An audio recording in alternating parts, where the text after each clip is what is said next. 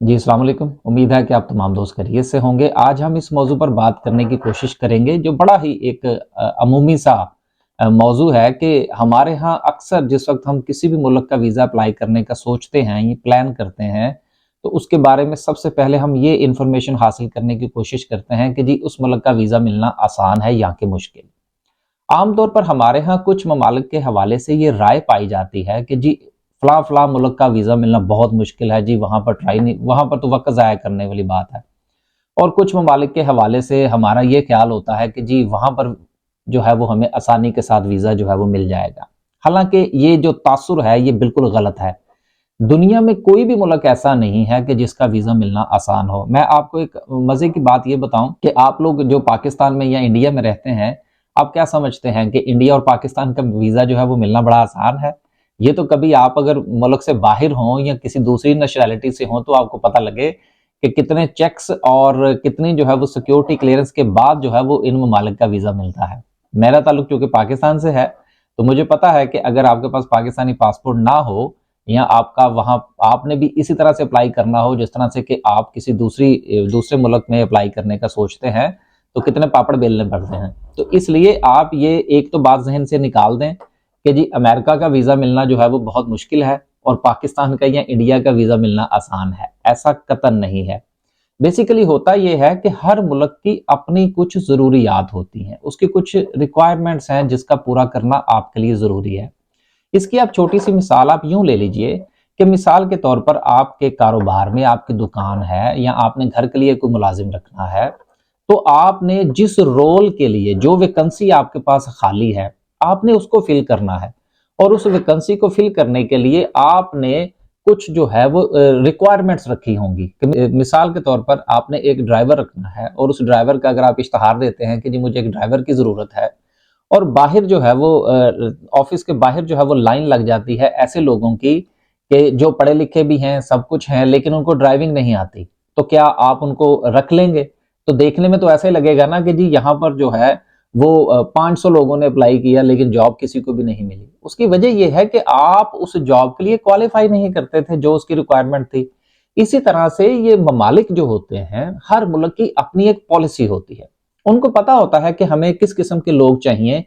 इसी तरह से जिस वक़्त आप उस मुल्क का विज़िट वीज़ा अप्लाई करना चाहते हैं, तब भी उनकी रिक्वायरमेंट होती है। वो बिल्कुल ऐसा नहीं है कि आँखें बंद करके किसी का वीज़ा रिजेक्ट कर देते हैं और आँखें बंद करके वो किसी का वीज़ा लगा देते हैं। ऐसा नहीं है, बल्कि आपने जिस वक़्त किसी मुल्क का वीज़ा अप्लाई करना है, तो आपने उसकी जो जिस कैटेगरी में भी आप अप्लाई करना चाहते हैं, आप विजिटर की कैटेगरी में अप्लाई करना चाहते हैं, आप वहाँ की सेटलमेंट के लिए अप्लाई करना चाहते हैं, आप वहाँ पर वर्क परमिट के लिए अप्लाई करना चाहते हैं, आपने वहाँ की रिक्वायरमेंट देखनी है। आंखें बंद करके अगर आप अप्लाई करने की कोशिश करेंगे, तो यकीनन जो है वो आपको नाकामी का सामना करना पड़ेगा। जो भी रिक्वायरमेंट उस मुल्क ने अपनी उस वीजा कैटेगरी के तहत जो है वो मेंशन कर रखी हैं, उसको आप बगौर पढ़िए और पढ़ने के बाद आप अपने ज़मीनी हक़ाइक़ का जायज़ा लीजिए कि क्या जिस कैटेगरी में आप अप्लाई करने जा रहे हैं, क्या उस कैटेगरी की तमाम रिक्वायरमेंट जो कि उस मुल्क ने मेंशन कर रखी हैं, आप वो सारी पूरी करते हैं? अगर आप मैं अक्सर अपनी वीडियोस में एक बात कहा करता हूं कि अगर आप मिनिमम रिक्वायरमेंट पूरी करते हैं तो आप ये समझ लीजिए कि इंशाल्लाह आपका वीजा जो है वो रिजेक्ट नहीं होगा, क्योंकि आपने वो मिनिमम रिक्वायरमेंट पूरी करके आप क्वालिफाई करते हैं।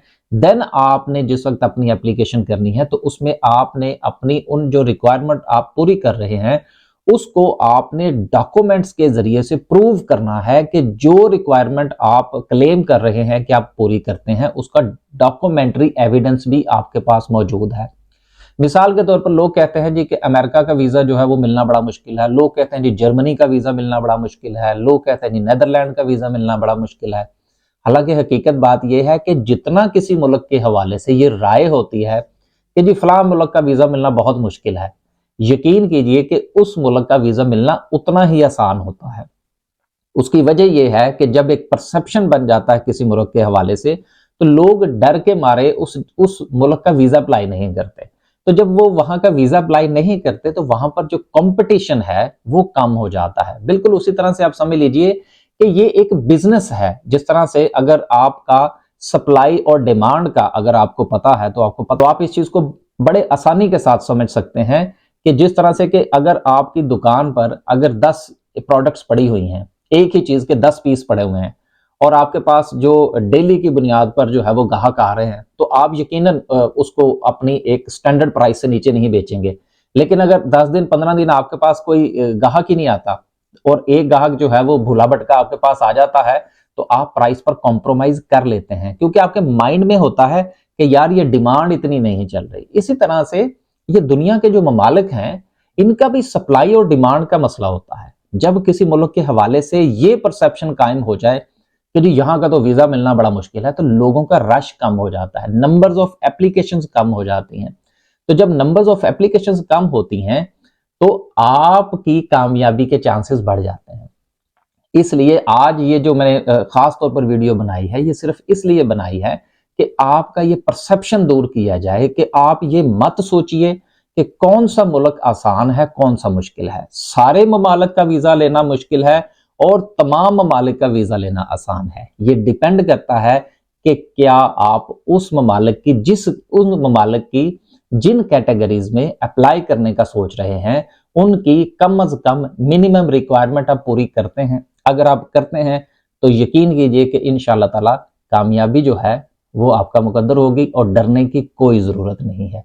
मैं उम्मीद करता हूं कि मेरी ये वीडियो देखने के बाद आपने जहां का माइंड बना रखा है, जिसके लिए आपने अपने डॉक्यूमेंट तैयार कर रखे हैं, आप उसी मुल्क का वीजा अप्लाई करेंगे, ना कि लोगों की बातों में आकर और देखा देखी या मीडिया की इन खबरों की बुनियाद पर कि जब फला ममालिक का वीजा लेना बहुत मुश्किल है, आप वीजा अप्लाई नहीं करेंगे। जरूर कीजिए, जहां पर आप मिनिमम रिक्वायरमेंट पूरी करते हैं वहां का वीजा जरूर अप्लाई कीजिए। इजाजत दीजिए, इंशाल्लाह एक नए व्लॉग के साथ हाजिर होंगे। अल्लाह हाफिज।